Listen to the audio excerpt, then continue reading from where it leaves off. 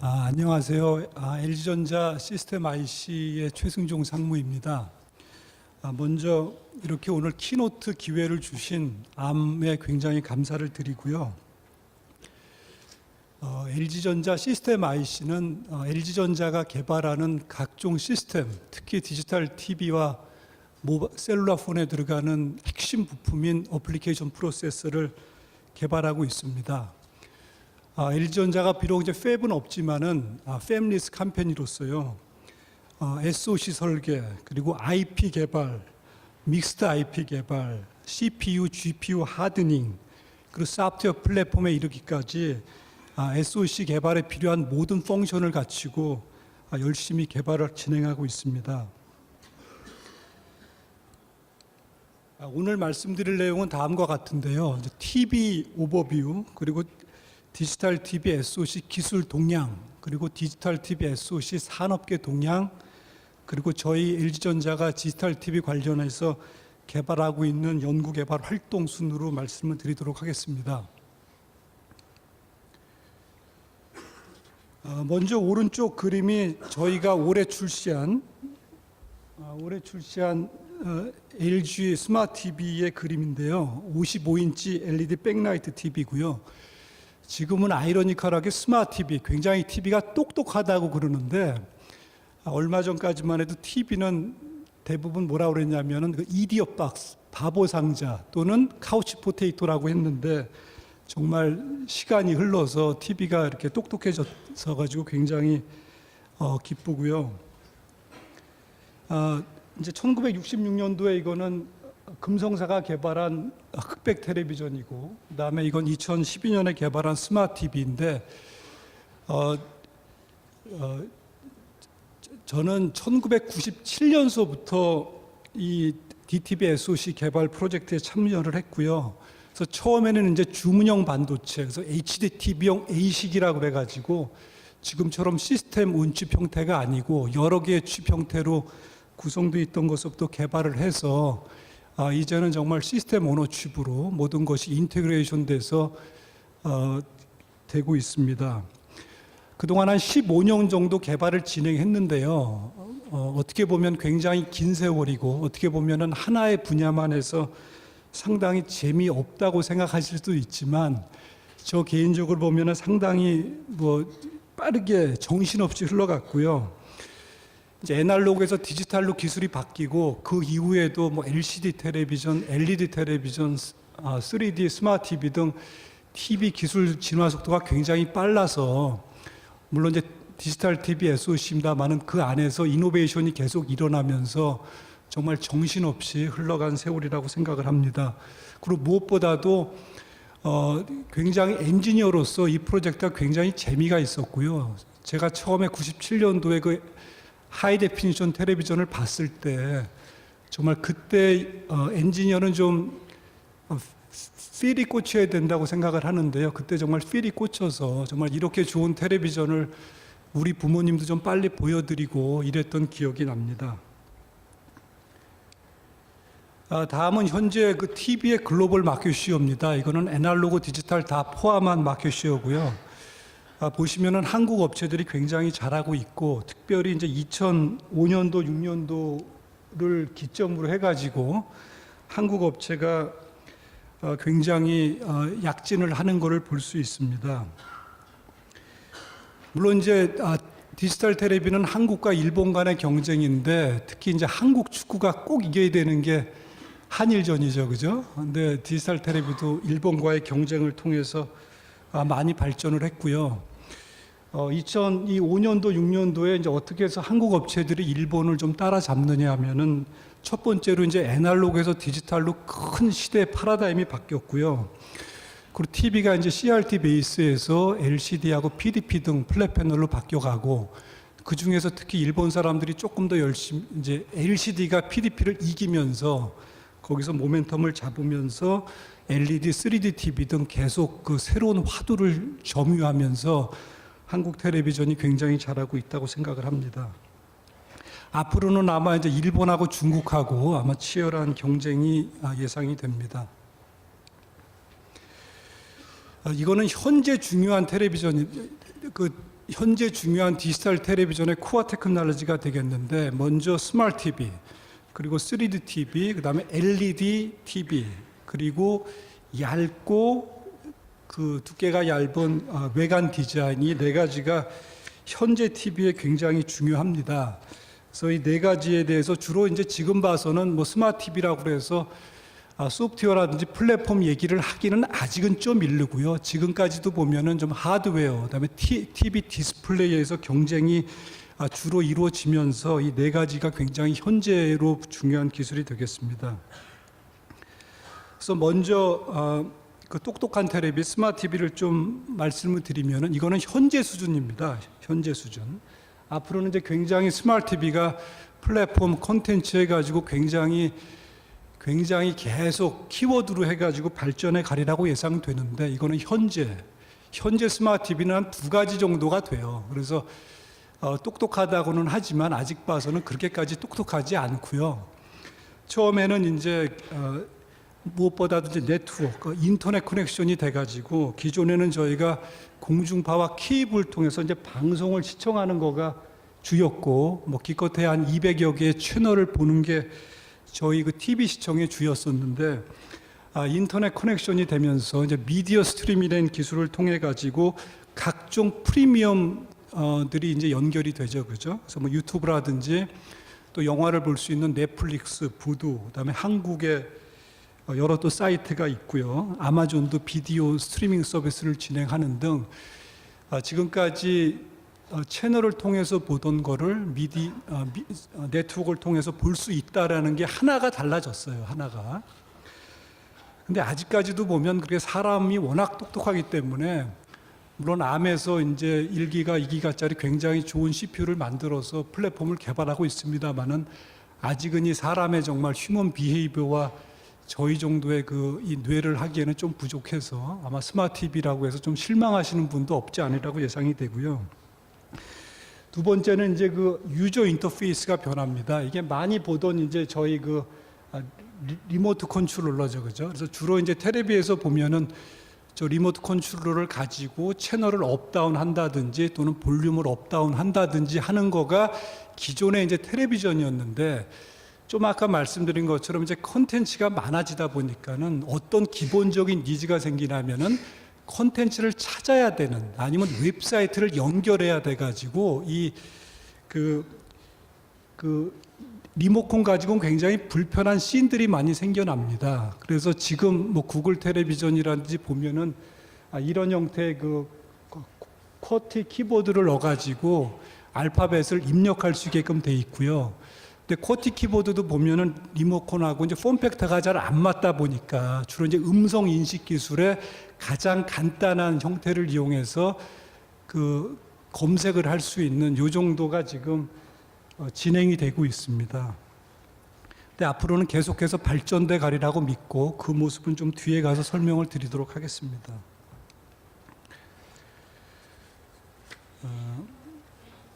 그 다음에는 이제 LG전자가 이제 기존의 셔터그래스보다 우월한 이제 FPR, 필름 타입 패턴드 리타더라는 기술을 개발을 해가지고 상용화에 성공을 했는데요. 크게 이 FPR하고 셔터는 다른 거가 이 스테레오스코피, 결국 왼쪽 레프트 뷰하고 라이트 뷰를 보여줘야 되는데, 패턴드는 공간 분할을 이용해 가지고 보여주게 돼 있고요. 셔터는 시간 분할을 해서 보여주고 있습니다. 그래서 셔터그래스는 기본적으로 이제 프레임 레이트 상당히 높은 240Hz를 써야 되고요. 크게 보면은 왼쪽 영상, 그다음에 블랙, 오른쪽 영상 블랙을 이렇게 보여줘서 3D를 느끼는 방식이 돼서, 기본적으로 TV와 안경이 싱크를 맞춰야 되는 이슈가 있어서 이 안경이 굉장히 복잡해집니다. 근데 FPR 테크놀로지는 이럴 필요가 없어서 굉장히 안경이 가볍고요. 그다음에 이 싱크를 맞출 필요가 없고, 그래서 이제 플리커는 이제 껌뻑껌뻑 거리는 걸 얘기하는데요. 이 셔터 방식은 기본적으로 왼쪽 영상 보여주고 블랙을 넣고 라이트를 넣다 보니까는 이 그 화면 밝기가 변해서 사람들이 기본적으로 이제 껌뻑껌뻑거리는 걸 좀 느끼게 돼 있고요. 그다음에 이제 왼쪽 영상하고 오른쪽 영상을 이제 잘 분리하는 거를 또 얼마나 잘하느냐. 그다음에 그래서 FPR은 특히 240Hz를 쓰지 않아도 가장 로코스트인 60Hz 프레임 레이트에서도 같은 기술을 적용할 수 있어서 상당한 장점이 있습니다.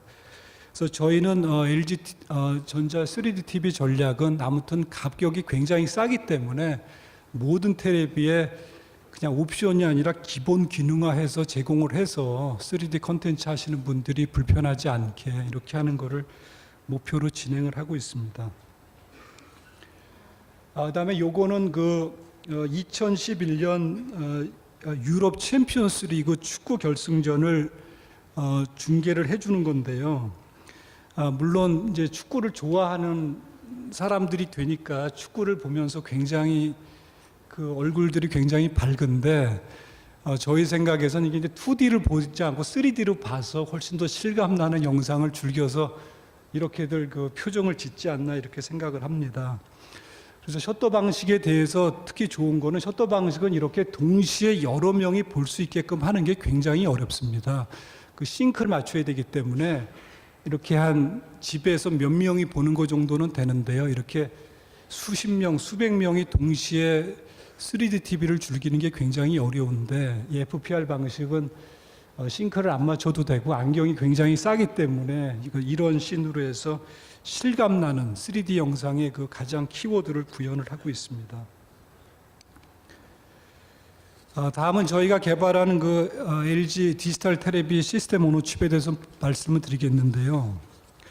저희는 기본적으로 SoC를 하는 업체이자 TV를 제조하기 때문에 TV 세트하고 SoC가 굉장히 긴밀하게 커뮤니케이션을 하면서 제품 로드맵서부터 시작을 해서 SoC를 설계를 하고 있습니다. 그래서 왼쪽에 보시는 거가 저희가 올해 출시한 시네마 3D 스마트 TV라고 하는 건데요. 여기 보시면 각종 기능들이 스마트 TV 관련해서 뭐 3D 월드서부터 해서 각종 프리미엄 콘텐츠, 검색 기능 등이 지원이 되고 그다음에 3D TV 관련해서도 2D를 3D로 또 변환을 한다든지 하는 기능이 잘 준비가 되어 있는데 이런 것들의 핵심 기능을 다 이제 SoC가 담당을 하고 있고요. 그래서 굉장히 SoC가 현재 LG전자 디지털 텔레비 사업에 중요합니다. 다음은 저희가 설계한 그 L9이라고 하는 칩의 시스템 칩 블록 다이어그램인데요. 이 칩은 지금 올해 2012년에 양산하고 있는 제품에 적용되고 있는 칩입니다. 그래서 입력으로 보면은 이제 RF 시그널들 디지털 애널로그 공이 다 되고요. 그다음에 이제 컴포짓 비디오 신호, 그다음에 HDMI 입력 등, 그다음에 출력으로는 이제 풀 HD 비디오가 나가서 바로 그 LCD 또는 LED 패널에 연결이 되게끔 돼 있고요. 그다음에 외부로 이제 플래시 메모리, 그다음에 외부 메모리로 DDR3를 쓰고 있습니다. 그래서 전반적인 그 모든 기능이 완칩에 인테그레이션이 돼 있고요. 이제 애널로그 파트들, 그래서 크게 보시면 이제 AD 컨버터도 글로벌 디모듈레이터에 쓰는 거는 속도는 좀 낮지만 채널 비트가 굉장히 높고요. 그다음에 컴포넌트를 지원하는 각종 3채널 AD 컨버터 등이 모두가 다 거의 30여 종의 애널로그 믹스드 IP들이 내장이 되어 있습니다. 그리고 CPU하고 GPU는 이제 ARM 코어를 라이선스 해가지고 이제 콜텍스 A9 듀얼 코어가 들어가 있고요. 그다음에 중요한 거가 듀얼 HD 비디오 디코더, 엔코더, 그리고 오디오 코덱과 사운드 엔진, 그리고 화질 엔진 등 해서 전체가 인테그레이션 돼서 들어가 있는 칩입니다. 그다음에 왼쪽이 저희 팀이 2002년도 3월에 개발한 이제 코드네임이 HD2라고 하는 칩인데요. 이때 보시면은 이제 0.18 공정을 썼고 이때 전체 게이트가 한 한 380만 게이트 정도 됐더라고요. 그래서 저 때는 이제 CPU가 내장이 안 돼 있어서 주로 이제 비디오 코덱과 오디오, 화질 엔진 등이 다 내장이 됐고 밖에다가 그 CPU를 썼었는데 이제 좀 아까 말씀드린 이제 L라인이라고 하는 거는 게이트 사이즈가 거의 한 8천만 게이트 그리고 40나노를 썼고요.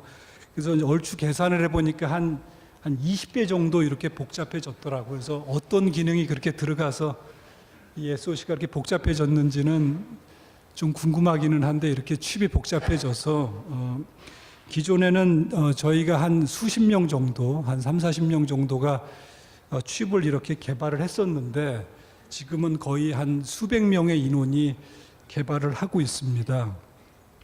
참고로 저희 이제 디지털 TV SOC 개발실에는 한 200여 명의 엔지니어들이 이 SOC를 개발하고 있습니다.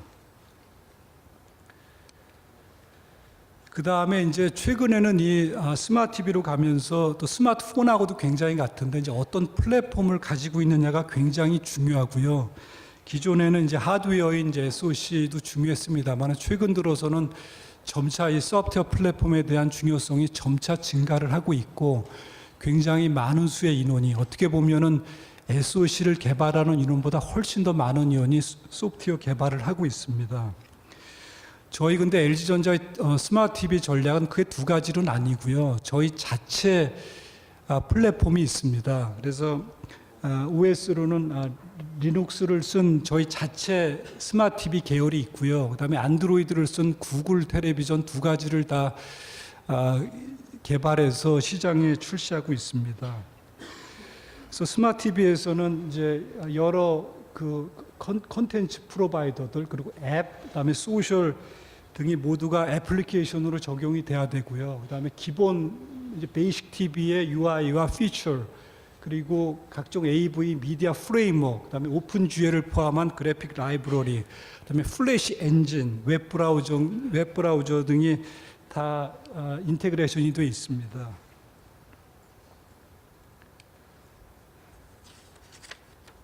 그리고 이제 디지털 텔레비에서는 화질이 특별히 중요하기 때문에 모든 그 선진 업체들은 이 칩을 정말 자기네 그 얼굴로 그 모든 자기네 화질을 가지고 있는 것을 인테그레이션해서 SOC를 개발하고 있고 저희 LG전자도 많은 인원을 투입을 해서 저희 자체 LG 화질 엔진을 만들어서 저희가 개발하는 SOC에 내장을 하고 있습니다. 그래서 굉장히 많은 화질 블록이 들어가 있는데 왼쪽엔 주로 이제 디지털 텔레비 2D에서 중요했었던 애널로그 노이즈 리덕션, 뭐 디인터레이서, 스케일러, 프레임 레이 컨버전 등 기능이 있고요. 오른쪽은 이제 2D에서 3D로 넘어가면서 새롭게 화질 엔진이 한 번 더 업그레이드가 돼서 지금은 2D, 3D 컨버전서부터 뭐 크로스토크 리덕션, 3D 프레임 레이 컨버전 등 기존의 2D 화질 엔진이 완전히 3D로 업버전이 돼서 들어가 있습니다. 그래서 기존에는 저희가 일본 업체 대비해서 화질이 많이 한국 업체가 좀 떨어졌는데 이제는 거의 대등한 수준 아니면 좀 앞서가지 않을까 이렇게 예상이 됩니다. 그다음에 칩 조금 이제 내부를 들여다보면은 이제 외부에 저희가 이렇게 DDR3 메모리를 쓰는데 굉장히 많은 블록들이 동시에 DDR 메모리를 쓰다 보니까 저 메모리를 어떻게 하면 잘 동시에 여러 명이 쉐어해서 비디오 디코더는 굉장히 이제 모션 컴펜세이션을 할 때 블록 유지가 랜덤하고 이러기 때문에 그 메모리 인터리빙을 되게 잘해야 되고요. 그다음에 화질 엔진은 이 픽처 하나를 동시에 계속 읽어오기 때문에 상당히 유니폼합니다. 그 대신에 이 비디오 디코더하고 화질 엔진은 실시간 리얼타임이 꽤 보장이 돼야 되고요. 그다음에 이제 CPU하고 GPU가 돌아가는데 CPU, GPU는 그 비디오 디코더나 화질 엔진이 안 쓰는 그 타임 슬롯을 이렇게 이용하면서 메모리 밴드위스를 최대로 유틸라이제이션 할 수 있게 해줍니다.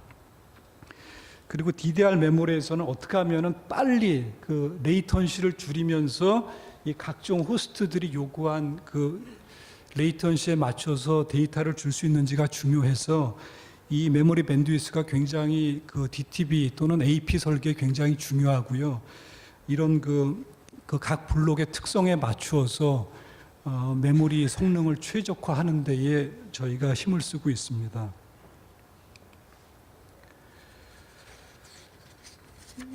그다음에 아까도 좀 말씀드렸는데 한 30여 종의 그 애날로그 또는 믹스드 IP가 현재 그 상용화되는 디지털 테레비 SoC에는 내장이 되어 있습니다. 그래서 각종 애날로그 투 디지털 컨버터 또는 디지털 투 AD 컨버터, 그다음에 각종 그 시스템 PLL들, 그다음에 하이스피드 비디오 인터페이스, 예를 들면 HDMI 1.4 또는 LVDS, V-by1 등이 모두가 다 완칩에 내장이 돼 있고, 그다음에 각종 커넥티비티, 뭐 USB 2.0, 3.0, SATA, PCI 익스프레스 등 이런 그 믹스드 IP 블록들이 모두가 다 내장이 돼 있습니다. 그래서 특별히 이제 반도체 공정이 바뀔 때 또 애날로그나 믹스드 IP는 또 재설계를 해야 돼서 이 SoC의 성공, 또 타임 투 마켓, 안정성, 일드, 그다음에 시스템 비효율 가격에 굉장히 중요한 역할을 담당하고 있고, 저희도 상당히 많은 수의 연구원들이 이 분야에 개발을 하고 있습니다. 그다음에 이제 지금까지 얘기를 했는데, 이제 지금서부터 이제 앞으로는 이제 어떤 디지털 텔레비전 기술이 또 등장을 할 거냐. 그래서 앞으로 한 2, 3년 또는 3, 4년 보면은 지금 가장 화두가 되고 있는 이 OLED TV, 또 UD TV, 그리고 또 엔터테인먼트 호스트로서의 또 콘텐츠, 그다음에 스마트 디바이스로의 이 컨버전스로 기능 등 한 4가지 축이 앞으로 한 2, 3년 정도 그 디지털 텔레비의 그 시장을 좌우하는 팩터가 될 것 같습니다. 그래서 크게 요약하면 이제 하드웨어, 그다음에 플랫폼, 콘텐츠 앤 서비스, 이 4가지 분야로 요약이 됩니다. 그다음에 이제 마켓을 보시면은 이게 조금 헷갈리실 수는 있는데, 이제 왼쪽 축이 이 스마트 TV하고 3D TV는 왼쪽 남바를 보시면 되고요. 그다음에 이제 오른쪽은 스케일이 다른데 워낙 올레드하고 UD는 좀 스케일이 낮아서 이제 오른쪽을 보시면 됩니다. 그래서 현재 2012년을 기준으로 보면은 전 세계 TV는 한 2억 6천만 대 정도 되고요. 그 중에 스마트 TV가 한 8,200만 대, 그리고 3D TV가 한 3,300만 대, 그리고 올레드하고 UD가 막 시장에 진입해서 이제 론치를 하고 있고요. 이 중에 좀 괄목한 거는 이제 3D TV가 어느새 전체 마켓의 10%를 돌파를 해서 얼마 전까지만 해도 마켓 이그지스턴스가 한 1%, 2%밖에 안 됐었는데 이제는 어느덧 10%를 넘어갔다는 게 굉장히 중요하고, 그다음에 앞으로는 이제 올레드하고 UD 텔레비전 쪽에서 굉장히 성장 기회가 있다고 생각이 됩니다.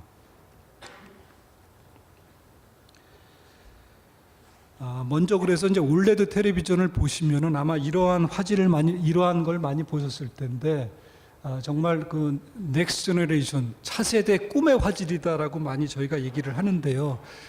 가장 좋기는 화질이 정말 기존의 LED 텔레비전 비교해서 뛰어나고, 그다음에 두께가 상당히 얇아서 정말 그 TV 디스플레이로서는 정말 좋은 얼티밋하다고 생각이 됩니다.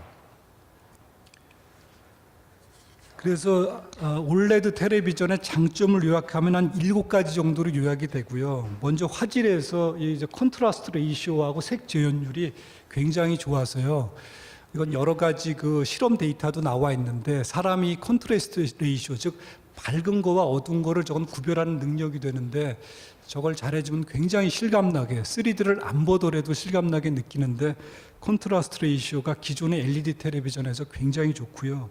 그다음에 색 재현율도 훨씬 더 뛰어납니다. 그리고 무엇보다도 한 4mm 정도밖에 두께가 안 돼서 굉장히 두께가 얇아서, 오히려 이제 그 컨슈머들 조사를 해보면은 올레드가 너무 얇아서 이게 좀 집에다 갖다 놨을 때 좀 이게 휘어지거나 이러지 않을까 좀 걱정이다라는 또 걱정들이 많아서, 어떻게 하면 이걸 또 잘 이렇게 별로 걱정하지 않게끔 해드릴까, 이런 게 좀 고민이고요. 그다음에 굉장히 무게도 가볍고요. 그다음에 무엇보다도 이제 에너지 효율이 굉장히 뛰어나서 에코 프렌들리하고, 지금 에너지가 정말 화두인데 이 모든 것이 좋은 7가지의 장점을 가지고 있습니다. 그래서 아까 말씀드린 게 이제 스마트 TV 1, 그러니까 현재까지 그래서 크게 보시면은 인터넷이 돼서 네트워크를 통한 이제 미디어 스트리밍 서비스가 가능하다. 그다음에 유저 익스피리언스가 간단한 리모컨에서 쿼티 키보드 또는 간단한 단어 수준의 음성 인식이 가능하다 정도인데 앞으로 한 2, 3년간 또 스마트 TV에서 일어날 분야를 보면은 한 다음과 같습니다. 근데 이제 계속해서 이제 콘텐츠 얘기를 드리는 거는 아무래도 TV에서 이게 엔터테인먼트 디바이스이기 때문에 어떤 인포메이션이라든지 뭐 이런 기존의 그 컴퓨터에서 요구했던 그런 기존의 컴퓨팅 능력보다는 아무래도 엔터테인먼트 기기이기 때문에 어떻게 하면은 콘텐츠를 잘 보여주느냐 또는 어떻게 하면 잘 엮어서 해주느냐가 굉장히 키워드가 됩니다. 그래서 스마트 TV에서는 각종 애플리케이션, 그 소프트웨어 앱이 중요한데 스마트 TV에서는 콘텐츠 앱이라고 하는 개념이 굉장히 중요합니다. 그래서 어떻게 하면 이제 물론 콘텐츠를 크리에이션하는 사람들은 다르죠. 뭐 각종 뭐 할리우드 스튜디오라든지 또는 뭐 공중파 채널 이런 데서 많이 콘텐츠를 크리에이션 합니다만은 이런 것과 어떻게 하면은 그 콘텐츠를 잘 이렇게 스마트 TV에서 보여줄 수 있을지, 그다음에 앱 형태로 해서 그런 콘텐츠를 만드는 사람들과 어떻게 협력을 잘 해서 정말로 근데 지금 보시더라도 그렇게 영화 같은 게 이렇게 많거나 그러니까 내가 꼭 보고 싶은 모든 콘텐츠가 들어와 있지는 않은데 아마 앞으로 조만간 보면은 정말 내가 원하는 정말 콘텐츠가 그 스마트 TV 안에 내장이 되리라고 예상이 됩니다. 그래서 또 이제 콘텐츠가 잘 이렇게 많다 보니까는 이제 중요한 이슈 중에 하나가 어떻게 하면은 이제 커스터머가 콘텐츠를 좀 쉽게 찾을 수 있겠느냐 하는 이슈가 되죠, 그죠? 그래서 지금도 보면 채널 수가 너무 많다든지 또 검색이 잘 안 되는지 해가지고 조금 이제 만족을 잘 못 시켜드리는데 아무튼 어떻게 하면은 좀 서칭을 잘 하고 그다음에 레코멘데이션을 잘 해서 어떻게 하면 쉽게 정말 내가 원하는 컨텐츠를 스마트 TV를 통해서 정말로 내 손안에 서비스를 할까가 굉장히 중요하고요. 그다음에 아까는 이제 유저 인터페이스로 간단한 단어 수준의 스피치였었는데 이미 애플 쉬리가 구현을 했듯이 인간의 인간의 언어를 인식할 수 있는 그 문장을 인식할 수 있는 수준의 그 내추럴한 걸 할 수 있는 음성 인식, 그다음에 동작. 그래서 기본적으로는 아마 쉬리와 같은 이제 퍼스널 에이전시, 개인 비서로 해서 발전해 가지 않을까 생각이 됩니다.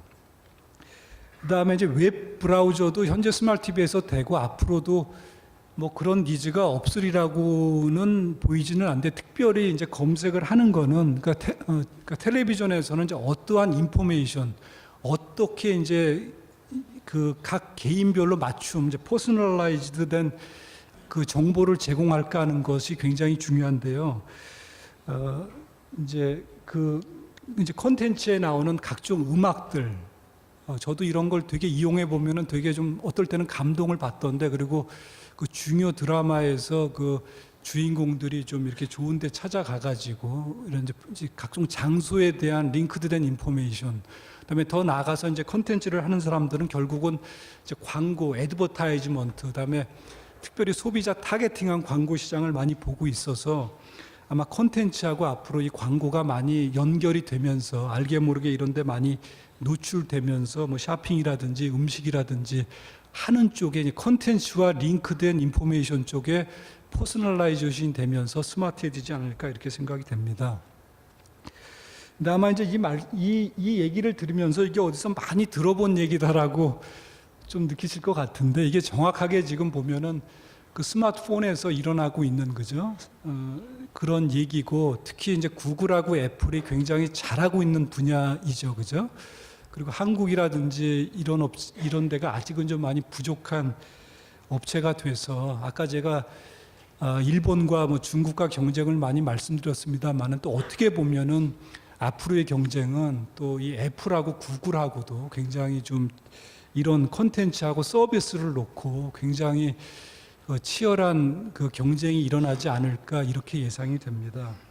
그리고 이제 애플의 동향을 봐도 애플 TV 형태로 해서 물론 TV라는 하드웨어는 안 합니다만 이렇게 각종 케이블이라든지 미디어랑 엮어가지고 이렇게 제가 얘기한 이렇게 각종 컨텐츠를 쉽게 그러면서 퍼스널라이즈 해가면서 하는 이미 시도를 하고 있다고 알고 있어갖고 앞으로의 스마트 TV는 저희가 좋던 싫던 이런 컨텐츠하고 서비스 쪽의 경쟁으로 아마 본격적으로 진행되지 않을까 하고 예측을 합니다.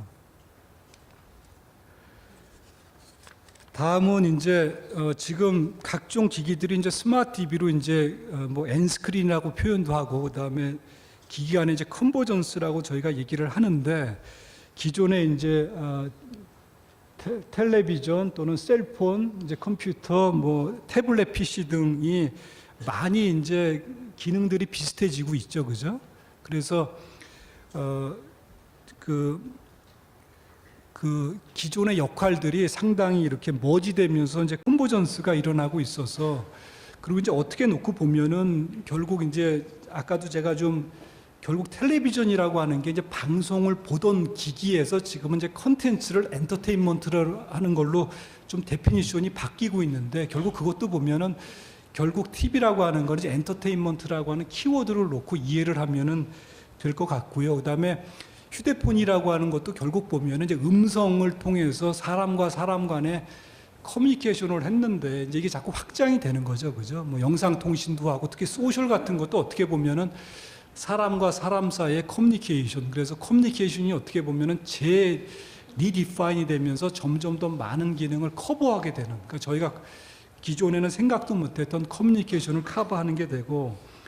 그다음에 이제 PC와 태블릿 쪽에서는 주로 이제 컴퓨팅 기능들이 인포메이션과 연결이 되고 멀티미디어로 연결이 되면서 결국 이제 커스터머들이 요구하는 이런 정말 많은 그 서비스를 누가 더 잘 스마트하게 컨버전스를 이루면서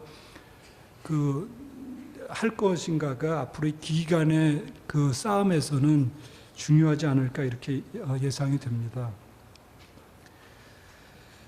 다음은 이제 아주 중요한 그 CPU하고 GPU가 되겠는데요. 이제 지금 이제 스마트 TV로 되면서 각종 애플리케이션 그리고 각종 게임 또는 그 UI 또 유저 익스피리언스 또는 그 동작 뭐 제스처 인식 등 해서 굉장히 많은 새로운 기능들이 들어가고 있고 이런 것들이 대부분 다 굉장히 많은 컴퓨팅과 그래픽과 또 이런 성능을 요구하기 때문에 CPU하고 GPU는 계속 아마 디지털 텔레비에서도 하이 퍼포먼스로 해서 계속 고성능 또 멀티코어 이런 것들이 키워드가 되면서 계속해서 발전해 가리라고 예상이 되고요.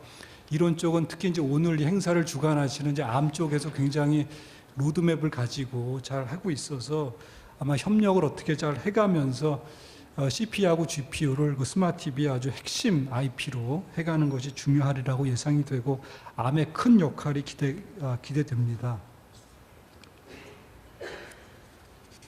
다음은 이제 에너지, 로파워 디자인이고요. 그래서 기존에는 이제 어떻게 보면 이제 디지털 텔레비전에서는 항상 저희가 집에서는 그 휴대폰처럼 배터리를 쓰는 게 아니고 항상 온 그 파워가 연결이 돼 있기 때문에 기존까지 놓고 보면 그렇게까지 로파워 디자인이 큰 이슈는 아니었습니다. 휴대폰에서는 굉장히 중요한 이슈였습니다만, 근데 앞으로는 이 TV의 그 에너지 규제가 굉장히 지금 강화가 되고 있고, 그 다음에 또 CPU하고 GPU가 상당히 고성능의 그 하이 홀스파워 그 같은 것들이 내장이 되고 있다 보니까는 정말 로파워 디자인이 점점 더 굉장히 중요해지고 있고, 저희 쪽에서도 굉장히 열심히 이 로파워 쪽을 준비를 하고 있습니다. 다음은 이제 디지털 텔레비 SoC 산업계 업체의 동향입니다. 그래서 과거에는 놓고 보면 굉장히 많은 그 패밀리스 컴퍼니들이 이제 DTV SoC의 개발을 참여를 했습니다. 근데 지금은 이제 많이 M&A도 되고 많이 정리가 돼서 크게 보시면은 한 세 가지 캐테고리로 지금 업체가 좀 정리가 됐습니다. 그래서 가장 큰 지금 메이저 플레이어는 이제 미디아텍이랑 엠스타, 패밀리스 컴퍼니로서 굉장히 많은 마켓쉐어를 잡고 있고요. 그 다음에 이제 저희와 삼성 또는 일본 같이 이제 디지털 텔레비전을 시스템을 하는 업체들이 새롭게 여러 가지 이제 포스트 무버가 되기 위해서 또는 제품 리더십을 프로덕트 리더십을 잡기 위해서 자체 SOC를 개발하는 이런 트렌드가 하나가 있고, 그다음에 퀄컴처럼 이제 애플리케이션 프로세스에서 굉장히 성공했던 업체가 그 디지털 텔레비전 쪽에서 컨버전스가 일어나서 상당히 기능이 유사하고 특히 소프트웨어 플랫폼으로 가고 컨텐츠가 중요해지면서 그 모바일 AP 쪽에서 여러 기술이 그대로 쓰일 수 있는 게 많아서 이런 쪽으로 해서 한 3가지 업체 정도들이 지금 DTB SOC 업체에서 상당히 열심히 개발을 진행하고 있습니다. 그래서 현재 2011년도 마켓쉐어를 보면은 좀 아까 말씀드린 것처럼 이제 글로벌 아주 빅 플레이어 미디어텍과 엠스타가 거의 한 70%에 이르는 굉장히 엄청난 마켓쉐어를 가지고 있습니다. 그리고 이제 나머지는 이제 일본과 한국의 업체들 이렇게 좀 되고 있고, 저희는 이제 올해 좀 그 성공적으로 제품을 성공했는데 아직은 좀 하이엔드에 적용을 하다 보니까 아직은 좀 이렇게 존재감이 없습니다. 그래서 이제 앞으로 화두 중에 하나가 과연 그 패밀리스 업체들이 지금처럼 계속 잘할 수 있을 거냐, 아니면 새롭게 이렇게 뛰어들어오는 그 시스템 업체들이 뭔가 새로운 파라다임을 가지고 뭔가 이 SOC 판을 한번 뒤흔들 거냐라는 게 굉장히 좀 중요한 질문이고, 저희 LG전자한테도 항상 저희가 SOC를 개발하면서 이게 대답을 해야 되는 건데요. 이제 크게 보시면은 이제 아까도 좀 그 저희가 400만 게이트가 8천만 게이트가 됐듯이 계속 그 시스템 쪽에서 요구하는 리ኳ이어먼트가 높아져서 SOC의 복잡도, 그 게이트 사이즈라든지 또는 스피드라든지 파워는 계속 지금 계속 증가를 하고 있습니다. 그래서 SOC를 하나 개발하는 데 들어가는 개발 비용도 이게 R&D 직접 그 개발하는 그 엔지니어들, 그다음에 또 IP를 또 일부 라이센스하면은 이런 비용들, 그다음에 NRE 그 마스크 차지 등이 또 첨단 공정으로 가면서 굉장히 지금 그 개발 비용도 굉장히 많이 들어가고 있고, 그다음에 또 그 콘텐츠하고 서비스하고 아울러서 이 소프트웨어 플랫폼을 개발하는 이제 보드 서포트 패키지라든지 또 각종 어플리케이션, 그다음에 콘텐츠를 개발하는 이런 그 SOC에 관련된 비용들이 굉장히 많이 증가를 하고 있어서 아까 그 시장이 정리된 것처럼 그 패밀리스 업체 중에도 그렇게 많은 수의 업체가 이게 지금 이제 할 수 좀 없는 상황에 가고 있습니다. 그래서 시스템 업체는 아까 그 말씀드린 새로운 파라다임, 올레드라든지 UD라든지 콘텐츠하고 서비스 이런 쪽에서 리더십을 잡기 위해서 특히 이제 패스트 팔로우를 갈 거냐, 이제 폴스트 무버를 갈 거냐에 따라 갖고 아마 여기서 자체 SOC를 개발하는 쪽으로 나가는 시스템 업체와 그냥 그러지 않고 패밀리스 걸 사다 쓰는 업체로 좀 나뉘어질 것 같고요. 근데 지금 그 스마트폰에서 사례를 보더라도 굉장히 성공적으로 지금 스마트폰에서 두각을 나타내는 애플과 삼성이 각자 자기네 그 애플리케이션 프로세스를 가지고 시장을 펼쳐나가고 그 고객 만족도가 높은 스마트폰을 그 개발 제공하는 것을 볼 때에 아마 디지털 텔레비전도 그 새로운 또 파라다임으로 가면서 이 고객의 새로운 니즈를 만족시키기 위해서는 이 시스템 업체들이 폴스 무버, 그래서 아마 자체 SOC를 개발하면서 상당히 패밀리스 업체와 그 경쟁을 크게 하게 되지 않을까 이렇게 예측이 됩니다. 그 다음 이제 마지막 슬라이드인데요. 어떤 거를 좀 마지막 말씀을 드릴까 하다가 이제 과연 이제 어떠한 경쟁이 있느냐, 특히 저희는 또 한국 또 코리아고 그래서 좀 저희 쪽에서 바라본 좀 경쟁을 말씀드리면은 처음이 이제 그 하드웨어, 그죠? TV 디스플레이에서 경쟁입니다. 그래서 새롭게 나오는 이제 3D, 그 다음에 올레드, UD 텔레비전 등 이제 하드웨어 이 TV 디스플레이에서는 아무래도 한국과 일본과 중국 간에 치열한 경쟁이 일어나지 않겠느냐. 그리고 또 올레드하고 UD가 또 새롭게 이렇게 등장을 하는 거가 이제 중국에서 워낙 LCD에 투자도 많이 하고 이러면서 특히 한국 업체들이 계속 제품 리더십을 유지하기 위해서 또 시장의 판도를 바꾸는 것도 있고 하면서 굉장히 국가 간의 경쟁이 벌어지고 있습니다. 다음은 이제 콘텐츠하고 서비스 경쟁인데요. 그래서 이제 TV 플랫폼 경쟁이 굉장히 또 앞으로는 중요하고, 그래서 아까도 잠시 말씀드렸습니다만은 또 부가가치를 높여야 되고, 그다음에 한국 업체들이 이제 폴스 무버로서 계속 또 이렇게 하려고 그러면은 이제 콘텐츠하고 서비스 쪽에서 굉장히 좀 리더십을 줘야 되고, 그래서 이것들이 이제 그 플랫폼으로 연결이 돼야 돼서, 근데 이 분야에서는 정말 애플, 구글, 마이크로소프트 이런 데들과 또 아마 치열하게 경쟁이. 근데 처음에는 스마트폰에서 굉장히 우리가 그죠? 거의 많이 그런 또 레슨이 있기 때문에 스마트 TV 분야에서는 또 잘 준비해서 아마 플랫폼 경쟁을 해야 되지 않을까 이렇게 생각이 됩니다. 다음은 이제 이제 반도체. 그 반도체는 아까처럼 이제 팹리스하고 시스템 반도체 간에 좀 경쟁이 예상이 됩니다. 그래서 저희 이제 LG 시스템 반도체는 뭐 아시는 분도 계시고 아마 모르시는 분이 많을 텐데, LG 정말 시스템 경쟁력을 위해서 시스템 반도체 분야에 굉장히 많은 투자를 하고 있고요. 특히 암과 협력을 잘 해서 정말 LG 시스템 반도체가 꼭 성공하리라고 믿고, 더 나아가서 그 한국, 코리아가 시스템 반도체에서 꼭 뛰어난 성과를 거두기를 기대하면서 오늘 말씀을 마치도록 하겠습니다.